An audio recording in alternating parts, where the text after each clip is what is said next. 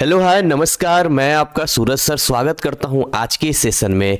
आज हम आपको फाइनली बताएंगे कि आखिर वो कौन सा डेट है जिस डेट में आपका एग्ज़ाम फ़ी का सबमिशन वाला पोर्टल यानी आपको एलिजिबल कर दिया जाएगा और आप एग्ज़ाम फ़ी सबमिट कर पाएंगे। तो जैसा कि मैंने यहाँ पर लिखा है कि भैया क्या है फाइनल डेट एंड अब पोर्टल ओपन हो जाएगा। ये डेट मुझे कहाँ से पता चली है, क्योंकि इस चीज़ की जानकारी के लिए मैं चाह रहा था कि मुझे ऑफिशियली पता चले। तो आप तो जानते हैं कि एनआईएस में जो है जब तक आप विजिट ना करो और वहाँ पर जाके सच्चाई ना जानो आपको चीज़ें क्लियर नहीं होती है, ठीक है ना। तो ऐसे लोग हैं जिनसे मैं कॉल करके पता कर सकता था, लेकिन क्या है कि एक आंखों देखी और सामने जाकर जो बात होती है उसकी अलग ही बात होती है। तो हमने यहाँ पर आज विजिट किया, यहाँ पर देखिए नोएडा हेडक्वार्टर। जब हम नोएडा हेडक्वार्टर पे आए तो हमने देखा कि न्यू ईयर पे बहुत ही अच्छे तरीके से जो है एड्रेस देखिए 24-25 इन्होंने एक स्टूडेंट्स के लिए एक नया एक जस्ट आपको गेट के जस्ट बगल में यहाँ पर देखिए एक फैसिलिटेशन सेंटर खोल रखा है। यहाँ पे देखिए, अब देखिए यहाँ पर क्या है कि जो विद्यार्थियों का सुविधा केंद्र खोला गया है, यहाँ पर 6 काउंटर है जहाँ पर आप अपनी समस्या को ले सकते हैं और अपनी समस्या बता सकते हैं। अब देखिए पहले क्या था कि जैसे अंदर एंटर करना होता था, फिर अंदर जाके रिसेप्शनिस्ट में मिलना पड़ता था, फिर चीज़ें जाती थी। अब ये सारी चीज़ें हटा दी गई है। तो हमने कहा कि चलो हमारे जो कुछ सवाल हैं, जो कुछ चीज़ें यहाँ पर पूछ लिया जाए कि क्या कैसे जा रहा है यहाँ पे। तो देखिए जैसा कि आप जानते हैं कि आपका जो रिजल्ट निकला था वो रिजल्ट निकला था 26 दिसंबर को निकला था ना। उसके बाद से एक दिन के लिए रहा, उसके बाद पोर्टल को क्या कर दिया गया, बंद कर दिया गया। अब बंद क्यों किया गया ये मैंने पिछले वीडियो में आपको बता दिया था। तो फिर अब लास्ट वीडियो मैंने आपको क्या बोला जी कि 5 जनवरी तक वेट कर लीजिए, है ना। लेकिन अभी मैं कुछ ऐसा डेट बताने वाला हूँ जिसके बाद आप मतलब आप दुखी भी हो सकता, आप मतलब सैडनेस भी आ सकती है, अच्छा भी लग सकता है फाइनली डेट आ गया है। तो हम गए यहाँ, हमने बोला एक विद्यार्थी के तौर पे ही गए भाई। उसने 2-3 सवाल पूछ दिए तो उसने बोला कि आप कौन हो, लग तो नहीं रहा कि आप विद्यार्थी हो। मैंने कहा नहीं मैं स्टूडेंट ही हूँ, मुझे तुम बताओ। नए नए एम्प्लॉय आजकल आ गए, बाहर में बैठा रखा है, अंदर में नहीं गए थे ना, बाहर से ही हमने सोचा काम कर लेते हैं। तो मैंने उसको बोला कि बताओ ये जो अक्टूबर वालों का ये पोर्टल रोक रखा है, क्यों रोक रखा है। तो बोला कि अभी वो चल रहा है, फिर वो मतलब उस एम्प्लॉय उसे क्या पता। तो एक ने कहा कि सर 8 जनवरी को जो है हो जाएगा। तो बगल वाला कहता नहीं नहीं नहीं 8 जनवरी को नहीं होगा, ये 11 जनवरी को होगा। तो मैंने कहा ठीक है भाई मैं तुम्हारे पास आ रहा हूँ। फिर मैं उसके पास गया, मैंने कहा एक भाई बताओ ये क्या क्या बोल रहे हो। तो बोला कि 11 जनवरी को फाइनल हुआ है, जस्ट आज 11 जनवरी 11 जनवरी को आपका जो पोर्टल है वो ओपन हो जाएगा, यानी आप एलिजिबल हो जाएंगे। तो अब आपके मन में कई सारे सवाल आएंगे और उन सारे सवालों का जवाब मैंने कंफर्म किया है। जैसे कि अब आपको मन में आ रहा है कि क्या ऑन डिमांड एग्जाम और अप्रैल एग्जाम एक साथ दे सकते हैं। जैसा कि मैंने वीडियो में बताया नहीं दे सकते हैं, लेकिन अगर हम एक साथ हमें देना हो तो उसका क्या प्रोसीजर होगा वो हम आपको बताएंगे। ऐसे वीडियो जब भी अपडेट होंगे इस चैनल पे बने रहिएगा आप। इसके अलावा कई बच्चे जो हैं वो सब्जेक्ट को चेंज करना चाहते हैं। तो आपने देखा है कि सब्जेक्ट चेंज करने में 3 महीना लगता है, कई बार नहीं लगता है। तो उसका क्या सिस्टमेटिक तरीका होगा वो हम आपको अगले वीडियो में बताएंगे। एक वीडियो में हम इतनी सारी बातें आपको नहीं बता पाएंगे, ठीक है। बट लास्ट में एक इंपॉर्टेंट बात बताने वाला हूँ, उसको जरूर सुनना। इसके अलावा जो है आपके मन में और भी बहुत सारी चीजें आती है कि अगर हमने मान के चलिए ऑन डिमांड एग्जाम दिया तो क्या टीएमए के मार्क्स आएंगे नहीं आएंगे। मैंने पिछले वीडियो में बताया था टीएमए के मार्क्स नहीं आएंगे, लेकिन अगर हमें टीएमए के मार्क्स लाना हो तो क्या करना पड़ेगा।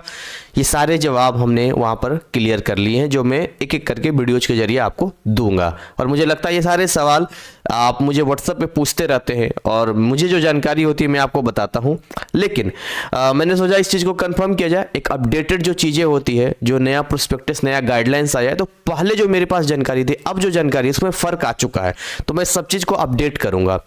लास्ट में बस इतना बोलना चाहूँगा कि 11 जनवरी को तो खैर फाइनल है कि आपका पोर्टल ओपन कर देगा, नहीं अभी आपको और वेट करना पड़ेगा। देखिए अगर आप अपने रिजल्ट से सेटिस्फाइड नहीं हैं और आपको लगता है कि आपने बहुत ही मेहनत से लिखा था, बहुत ही अच्छे से लिखा था, नंबर एनआईएस ने दिया ही नहीं है, तो रीचेक में आप डाल सकते हैं।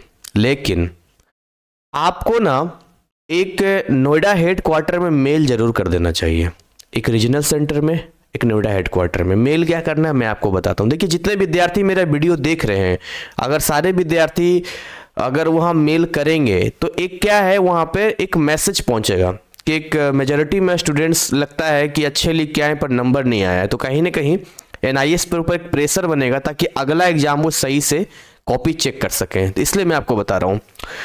तो अब जो आपका रीजनल सेंटर है या जो नोएडा हेड क्वार्टर का है, आपको सिंपल क्या करना है, एनआईएस की वेबसाइट पे जाना है। मैं आपको करके दिखाता हूँ, आपको दोनों ही चीज़ें बताता हूँ। आपको ये काम करना पड़ेगा, सारे विद्यार्थियों करना पड़ेगा, अपने रजिस्टर्ड से मेल करो। आज देख लो कितना टाइम हो रहा है, 11:15 बज रहा है रात के, फिर मैं आपके लिए वीडियो बना रहा हूँ। क्यों बना रहा हूँ, आते आते लेट हो गया, वहाँ से मीटिंग वगैरह वो सब करते करते, तो ये सारी चीज़ें होते हैं। देखिए यहाँ पर आ जाइए आप सिंपली। अच्छा हाँ, सरोज शर्मा है ये चेयरपर्सन, ठीक है ना, और ये बड़े रिस्पेक्टेड हैं। कई यूट्यूबर, कई लोग बोलेंगे ना कि भाई हमारा ना कनेक्शन तो सरोज शर्मा से, हमारी मीटिंग सरोज शर्मा से होती है, वहाँ की बातें हमें पता चल जाती है। तो ये सब फेंकने वाली बातें हैं, इस पर विश्वास मत करना, ठीक है ना। क्योंकि एनआईएस बोर्ड का चेयरपर्सन और एक यूट्यूबर, क्या नॉनसेंस वाली बात है।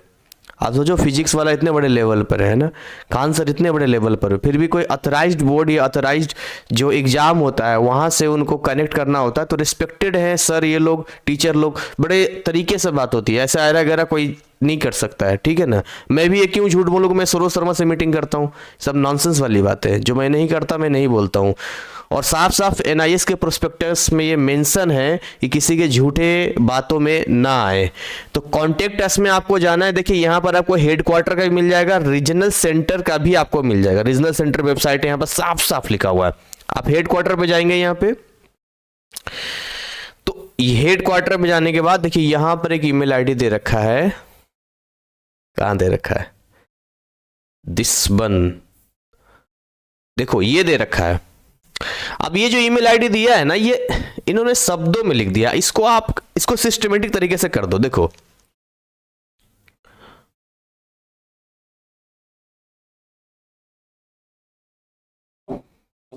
इसको सिस्टमेटिक करो, देखो ऐसे IACI यहां पर कैपिटल है, @NIOS.AC.in है ना। ये आपका हो गया नोएडा हेडक्वार्टर का। एक तो इस पे मेल भेज दो अपना, जो भी आपकी शिकायत है, जो भी चीजें होती हैं मेल भेज दिया करो, ठीक है ना। एक मेल तो यहां कर दो। इस बार सच में एनआईएस बोर्ड से ये उम्मीद नहीं थी कि ऐसा रिजल्ट आएगा, लेकिन आया ना ऐसा रिजल्ट। क्यों चुप रहेंगे? अगर मेरे आज सब्सक्राइबर 50,000 भी होते ना तो मैं हैशटैग लगवा देता, मजबूर कर देता एनआईएस बोर्ड को कॉपी खुलवाने के लिए और रिजल्ट पक्का सिक्योरिटी के साथ अपडेट करने के लिए, और इतना प्रेशर बनाता ना कि जो अगला एग्जाम है ना उसमें बड़ी ध्यान से बच्चों को नंबर देना पड़ता। पर अफसोस इस बात का है कि मैं अभी उस जर्नी में हूं। मेरे सब्सक्राइबर अब देखेंगे अप्रोक्स 9,000 है, व्यूज देखेंगे 2,000 3,000 है। तो अगर 2,000 3,000 या 6,000 व्यूज है, मेरे टच में 5 से 6,000 विद्यार्थी भी अगर ये मेल कर देते हैं तो मैं समझता हूं एक मेजोरिटी में मेल जाएगा वहां पे, और ये जाना जरूरी है। दूसरा रीजनल सेंटर को भी देना है, वहां भी प्रेशर बनाना है, ठीक है ना। रीजनल सेंटर को भी ये चीजें देनी है क्योंकि गलती हुई है बोर्ड से, ठीक है ना। अब अंदर में क्या हुआ, ऐसे ऐसे विद्यार्थी हैं जिन्होंने इतना बढ़िया लिखा है लेकिन नंबर एकदम घटिया घटिया नंबर दिया। वो अलग बात है कि हम अगला एग्जाम देंगे, लेकिन हम एकदम ऐसे नहीं छोड़ सकते हैं। ये रीजनल सेंटर्स हैं, यहीं पर मिल जाएगा। रीजनल सेंटर्स में आएंगे, देखिए यहाँ पर आपको सब मिल जाएगा। यहाँ पे दिल्ली एनसीआर का हो गया है ना, यहाँ का ईमेल गायब कर रखा है, बाकी जगह ईमेल देखिए दे रखा है यहाँ पे, ठीक है। आप निकाल सकते हैं इस तरह से। तो मैं इस वीडियो को ज़्यादा लंबा नहीं खींचूंगा, बस इतना ही कहूँगा कि चुप रहने से नहीं होगा। हमने फाइनल डेट तो बता दिया जी 11 जनवरी है, उससे क्या हो जाएगा, उससे क्या हो जाएगा। हम तो प्रेडिक्शन कर रहे थे, चांसेस थे ना कि हो सकता है ये अपडेट कर रहा हो, और अपडेट नहीं किया तो रीचेक में डालेंगे। तो रीचेक में डालेंगे तो क्या उसमें पैसा नहीं लगेगा, 1,000 रुपये लगता है, वो क्या फ्री फोकट का आता है। मतलब मिस्टेक करे बोर्ड, गलती करे बोर्ड और सजा मिले स्टूडेंट्स को, हैं। इतना रोज मेहनत करके कई विद्यार्थी इतना मेहनत करके इतने पूरे बड़े सिलेबस को पढ़ के इस उम्मीद में जाते हैं कि भाई हमने मेहनत किया है, हम थोड़े अलग हैं सबसे जिन नहीं पढ़ने वाले हैं, और उनके साथ ये सब होता है। और पेरेंट्स भी सोचते हैं कि यार नालायक होगा, नहीं पढ़ा होगा। तो मेंटली कितना प्रेशर, डिप्रेशन वाली बात ये सब काम करते हैं। सीबीएसई ने 2023 में रिजल्ट खराब किया था, कितने बच्चे एनआईएएस में मूव हुए। हालांकि हर बार ऐसा नहीं होगा, मैं अगेन बोल रहा हूं, ये मत सोचना कि अगला एग्जाम भी होगा, लेकिन आप चाहते हैं अगर अगला एग्जाम आपका सही जाए तो जितने मेरे विद्यार्थी देख रहे हो, एकदम नोएडा हेडक्वार्टर को मेल डाल दो और अपने अपने स्टेट के रीजनल सेंटर में मेल डाल दो, और जो भी मैटर लिखना है एक तरीके से लिखो, जैसे कि एक एप्लीकेशन आप स्कूल में दिया करते थे, रिस्पेक्टेड सर या जो भी चीजें करके, और अपने हिंदी या इंग्लिश में बातें लिखो। बट ये एहसास दिलाओ, एहसास दिलाओ। पता है आपको 100% में केवल 40% बच्चे पास हुए, 60% बच्चों का रिजल्ट मतलब बेबुनियाद तरीके से खराब किया गया। मैं कहता हूं लगता है चेकिंग ही नहीं हुआ है।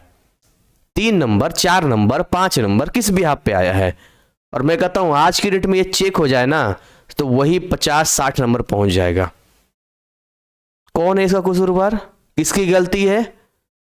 पेरेंट्स इतनी उम्मीद से पढ़ाते हैं, जो आप मांगते हैं वो देते हैं, लेकिन फिर दरवाजा बंद हो जाता है ना कि यार इसको इतना दे रहे हैं लेकिन ये लगता है पढ़ने वाला ही नहीं है। ओपन बोर्ड को तो वैसे ही लोगों ने बदनाम कर रखा है कि ओपन बोर्ड में बच्चे पढ़ते नहीं है, फिर ऐसा रिजल्ट आएगा तो क्या होगा?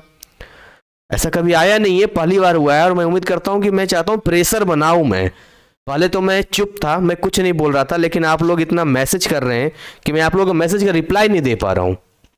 इतने मेरे व्हाट्सएप पे मैसेज पड़े हुए हैं, एक साथ में रिप्लाई नहीं दे पाता हूं। बड़ा दुख होता है जब बोलते हैं सर मेरा ये रिजल्ट खराब हो गया, सर मेरा इसमें SYC आ गया, इसमें ये हो गया, इसमें ये हो गया। एक बच्चा का तो 38 आ रहा, TMA मिला के, थ्योरी भी अच्छा है, सब कुछ है हिंदी का, उसको SYC डाल रखा है। बताओ डिफॉल्ट है कि नहीं डिफॉल्ट है? सारे डिफॉल्ट को डाल दो यहाँ पे। तो सारी चीजें करना पड़ेगा। 11 जनवरी को जो होगा, लेकिन जब भी आप मेरा वीडियो देख रहे हो अपने रजिस्टर्ड ईमेल आईडी से फटाफट मेल करो। और इसी के साथ इसको हम बाइंड अप कर रहे हैं। मैं ज़्यादा इसमें नहीं बोलूँगा, बाकी टॉपिक के जितने वीडियोज हैं मैं लेके आऊँगा। मुझे पता है आपके कितने कॉमन क्वेश्चंस हैं, और एक एक करके वीडियो आएंगे, और बहुत जल्द नए बैचेज की अनाउंसमेंट भी करने वाला हूँ मैं। और वो सारे अनाउंसमेंट जो भी मैं करूँगा वो सब आपके लिए यूजफुल रहने वाला है। और अगेन मैं बोल रहा हूँ, प्लीज़ किसी के बहकावे मत आना, किसी की बातों में मत आना। अपने पेरेंट्स का जो पैसा है और आपका जो पैसा, जो मेहनत का है, उसको अपने बड़े तरीके से खर्च करना, किसी में मत आना। मैं आपको बता रहा हूँ, किसी की इतनी औकात नहीं है कि NIS हेडक्वार्टर के चेयरपर्सन से डायरेक्ट जाके बार बार मीटिंग करे और एकदम वो फ़ोन करके हर बार अपडेट करे, हाँ जी ये हो रहा है, तुम यूट्यूब पर डाल दो, ये हो रहा है, वो हो रहा है। इट्स नॉनसेंस, मैं आपको बार बार बोल रहा हूँ। और ना ही किसी की इतनी औकात है कि वहाँ से क्वेश्चंस को लीक करवा दे और आपको TMA का नंबर ये वो करवा दे। जितने वादे किए जाते हैं सारे के सारे झूठे होते हैं। मैं इसलिए बोल रहा हूं कि आज की डेट में आपकी सिचुएशन कैसी है, मरता क्या ना करता, और आपको जो कोई बोलेगा हितैषी लगेगा, अच्छा लगेगा, 2 मीठी बातें बोल देगा, बट अपने कान आंख दिमाग खुले रखना। जो लीगल है लीगल तरीके से चलना। So thank you so much, wish you all the best.